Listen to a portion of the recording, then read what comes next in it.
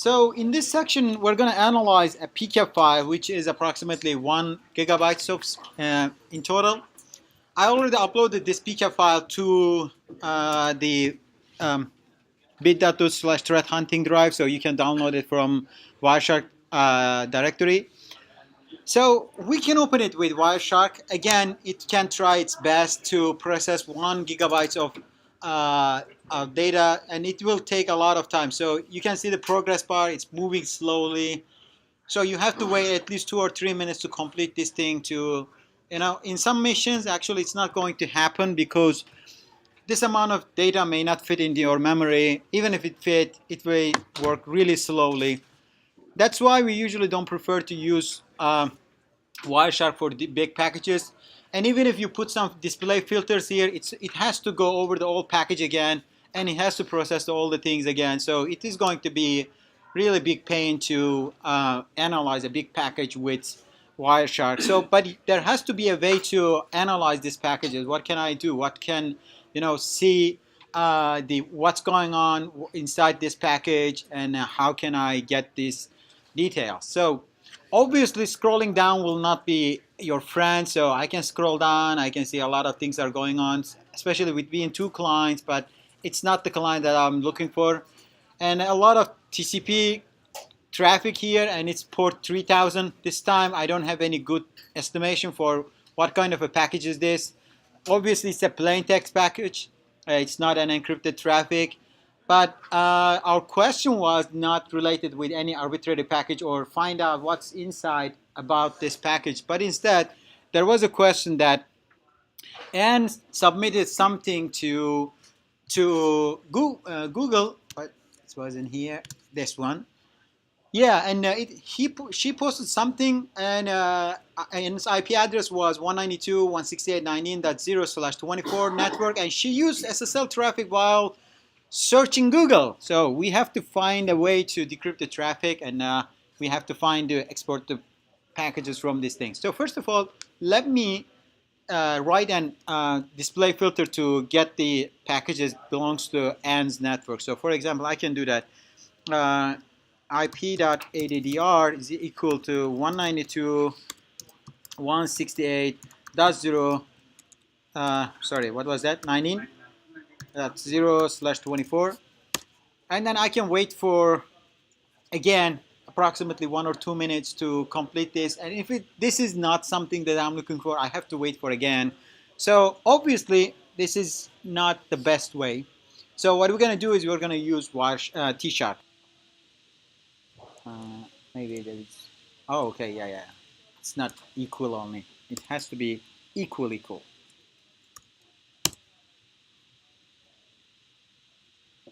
Okay, so let's have a look at and actually let's wait for the command to complete. By the way, it's gonna take about 30 seconds. It's faster than Wireshark, but don't expect to be too lightning fast because it has to process 1 gigabyte of data no matter what. So there's a cost for that in any case. And let's see that package is completed and Tshark is returned, and I have a pcap file that says 192.168.99.0. Let's get rid of Wireshark here, and then open this one. So in this case, we're looking at the packages 192.168.99 network, and the incident was saying that this happened when Anne is submitted something to Google, right? So the best shot is, let's find out the packages that says Google. Although it's encrypted, I still can see Google because first, it might be exists in its certificate. The certificate, it's visible. So you can see the certificate fields and all those authoritative names and all those things. Second, I can see the DNS. DNS is also not encrypted. That's why I prefer to use frame contains Google or frame contains, remember, case sensitive.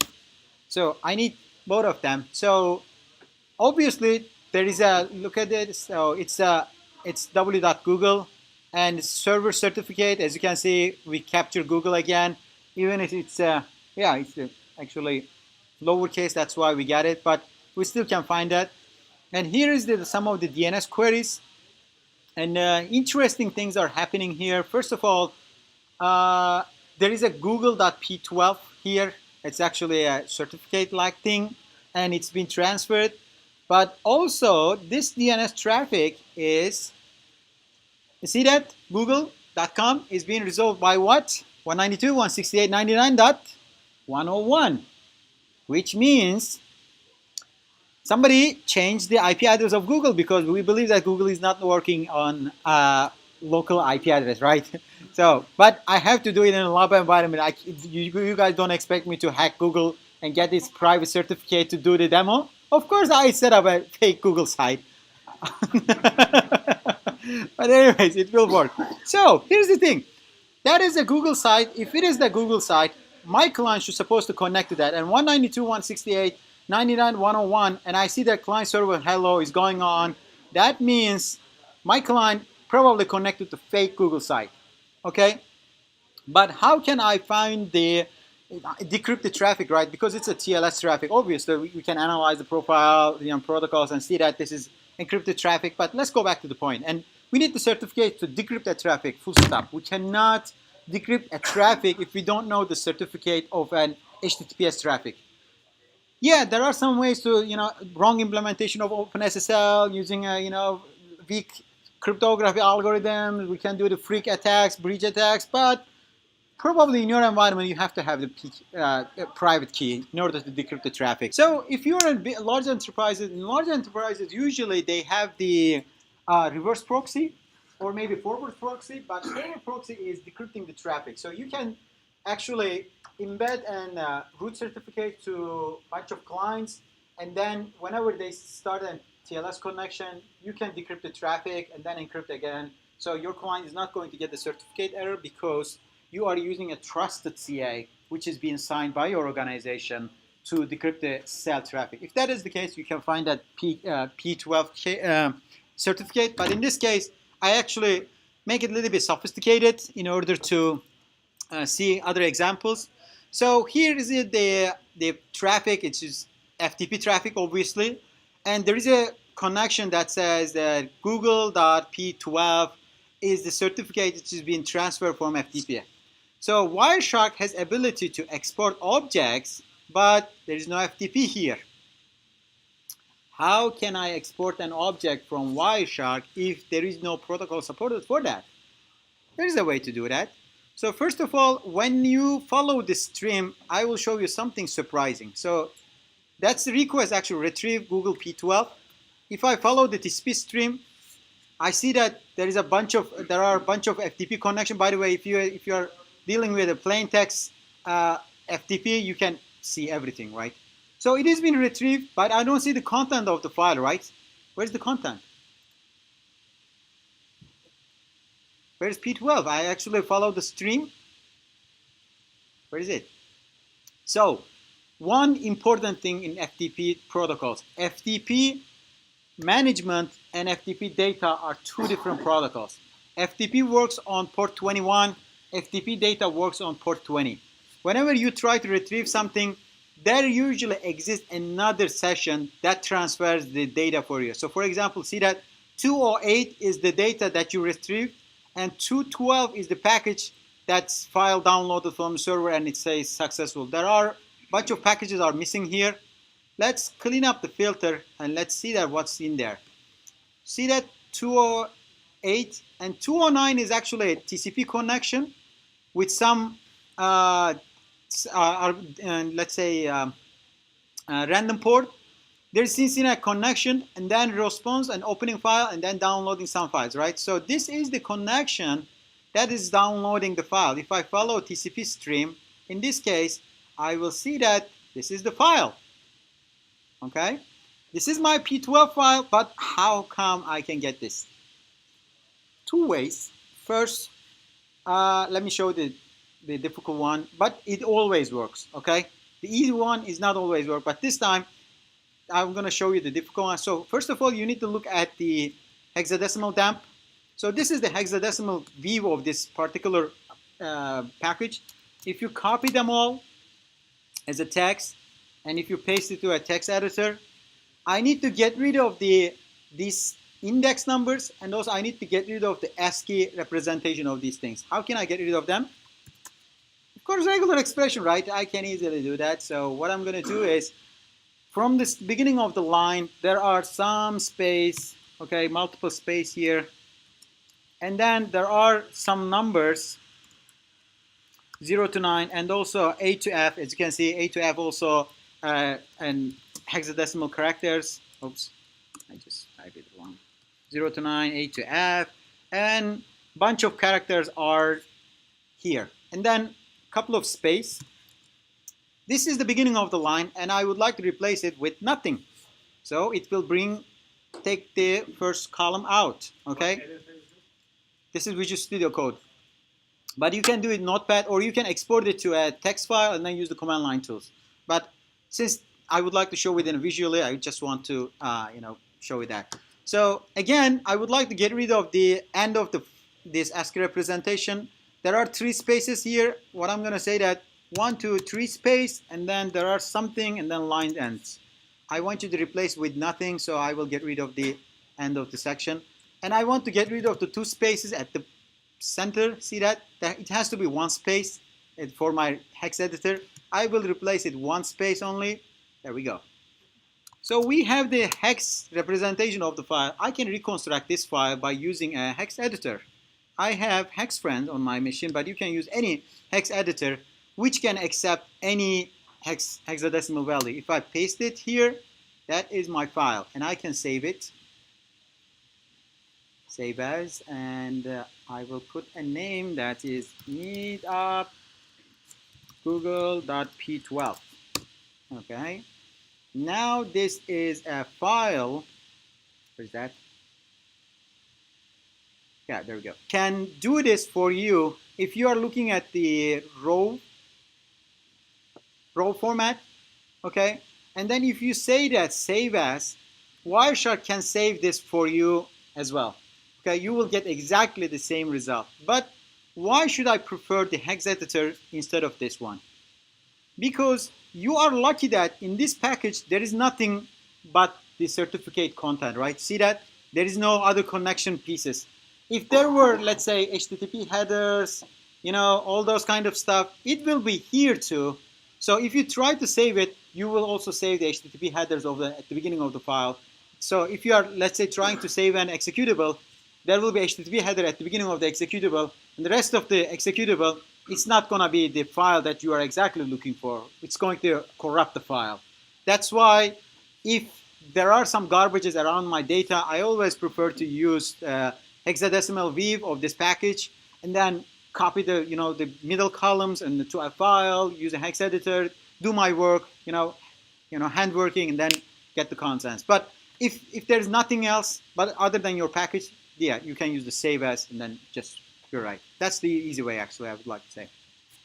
Okay, we have the P12 file, but we don't have the password, right? It's asking for the password or the P12 file. So a lot of people have a misconception that if I have the private key with an encryption, people cannot crack that. So because they cannot try multiple times, but of course there are a bunch of scripts to crack that. So let me copy that and copy to my Kali Linux box here.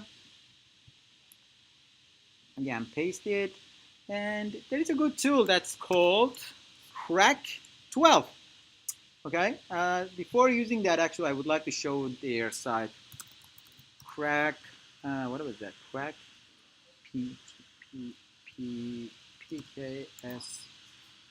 P12 something. Let's see, Google gonna help us. Yes, this one.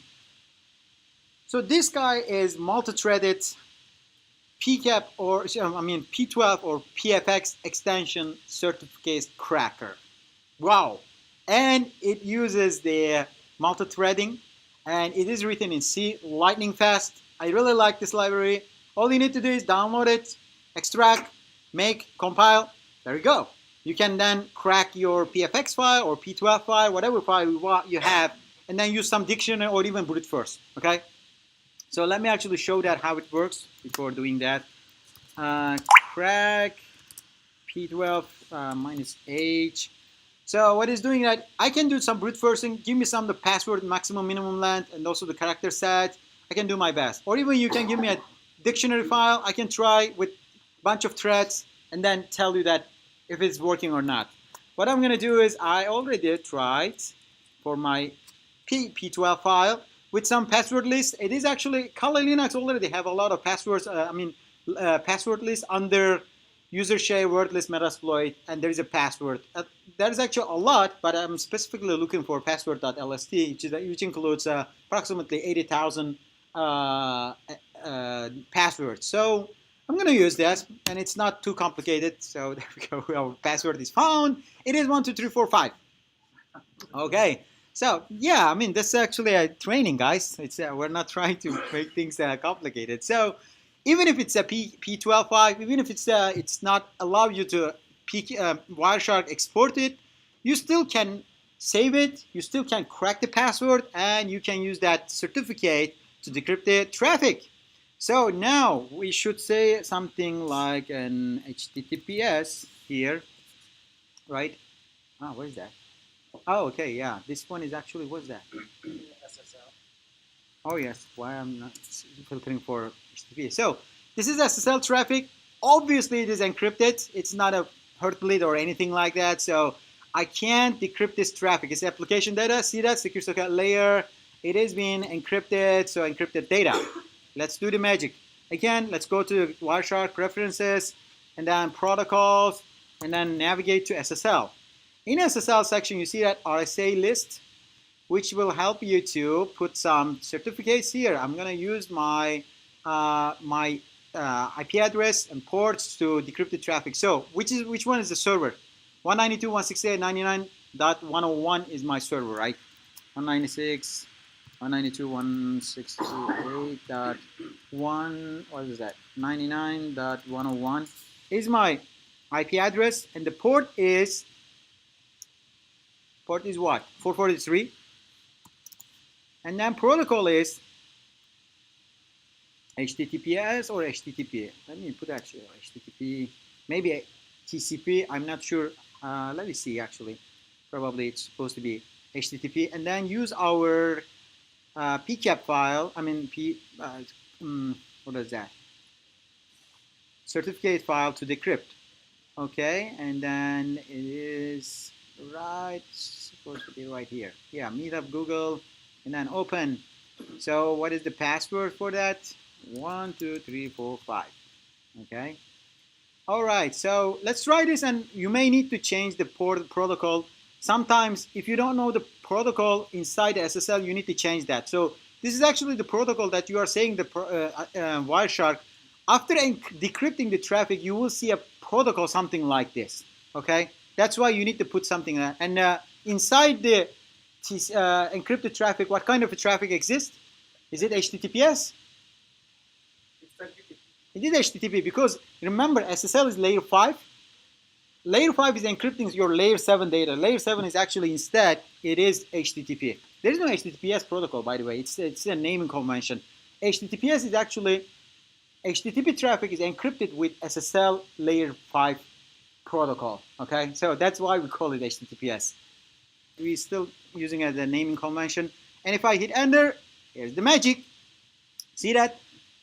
A few seconds ago, we were looking at encrypted data. Now I have another thing that says HTTP. Now I see the content of this thing. ASP.NET, IES, these are the things that I haven't seen before. So what I need to look at it, she submitted something to Google. It's supposed to be an post request, or maybe a GET request, right? But let's try HTTP first, and let's see what kind of a data we have. So it is JavaScript, it is modified, found text, not exactly, but let's have a look at that, which one is which, or I can try follow TCP stream. Or maybe HTTP stream, yeah, right? Okay, so as you can see, it's a plain text format. So this is the response from the server. It includes the content of the page. And if I scroll all the way down, this is actually only one way, I think. Yeah, it is. Yeah, these are from server. Where's the client? Oh, okay. Yeah, you need the client key. No. We should also put another one. That's a good catch, guys. So we're saying that this is the IP address that you can use, and you can put the reverse direction. That's actually I was say. So you have to put the IP address of the. Actually, why don't I do that? Actually, let's use the port is actually reverse directional, and I want to decrypt the traffic of client. So I can say that 234 is the client traffic, and it's going to be destination port 443 this time, and it's going to work probably. So let's get rid of this one because this is extra. And okay, yep, that's right. And then we will try to find something here. So follow HTTP stream, and okay, source page right here, and then is not here. Come on, this time you should say something to me.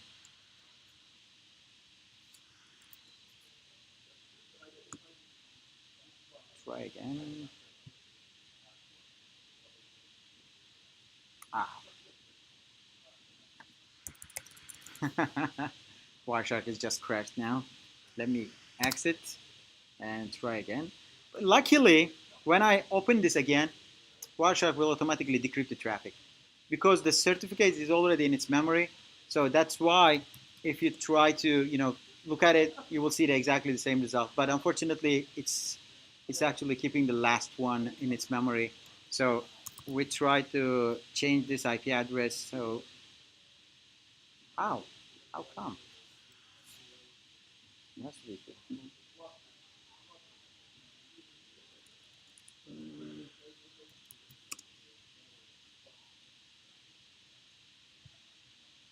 last thing, actually, if I can't find in this case again, I will stop looking at because I think I am missing something here. Yes, this is actually what we were looking for. I just missed that point. So this is actually 12, number 12. And this is, from starting from client to server. And at this point, we are looking at the HTTP post here. And the answer is that is exactly the right. You will never find me. That was the keyword that we were looking for, and this is actually a post to an HTTPS site, and we can decrypt the traffic by using this certificate. So let's wrap up that. On Wireshark, you can decrypt the traffic of any wireless traffic if you have the key. Of course, we are talking about not a password, but the key of the session key, right, of the wireless traffic. And you can decrypt the traffic of HTTPS, any HTTPS traffic if you have the private key of the traffic. And third, you can use Tshark to kind of analyze the traffic and also filter out without using the Wireshark. And fourth, by using the Wireshark row weave or hexadecimal weave, you can actually extract the exact content of the file that you are looking for. If you know where it starts, where it ends, you can copy that section and create the package from scratch. That is exactly what we can do with the Wireshark and Tshark combination. Yes, please. Just real quick, is it normal for servers to be like that? No. This is for an example. I just need to find a way to do that, and I would like to actually combine multiple examples to extract data from pcap with the raw data, and also use pcap to crack PCS to crack the P12 file, and also use that to decrypt the traffic. Yeah. Any other questions? Yes, please. Can you get someone's private certificate from their browser cache from your history? No, you can't. By the way, private key is on server side. You cannot get it from the client. That's why you have to have it. You have to either hack the server side to decrypt the traffic, or you have to have the certificate itself while it's being generated. Maybe it's on the file, maybe it's on the flash drive. So, but usually it doesn't exist on a normal computer. Even clients don't have the private key of a server, because that's the whole idea. You encrypt the traffic with using the public key of the server, and then server is the only system that can decrypt the traffic which has been encrypted its public key. So that's how it works. Yes, please. So if you use something like tunnel in order to have an encrypted tunnel that's using SSL, then you could actually look, once you crack it, then you can look at all the different traffic that's going through that tunnel. Yeah, I mean, if you are using an SSL VPN, You still can use the same way as SSL traffic, but in this case, you have to say port protocol, and because if you are talking about SSL tunnel, inside the SSL tunnel, you have to say what kind of a protocol Wireshark look at it, because the tunnel traffics are not responsible for only carrying the HTTP traffic, but they can carry XCMP and any other protocols. You may have to put multiple rules in that SSL configuration section. Yep. Yeah, the PK12 file was just uploaded for the example, right? Yes. Mm-hmm. Yep. All right, guys. Any other questions? Did you guys enjoy? Yes. Do you like it? Yes. Great. I like it. So.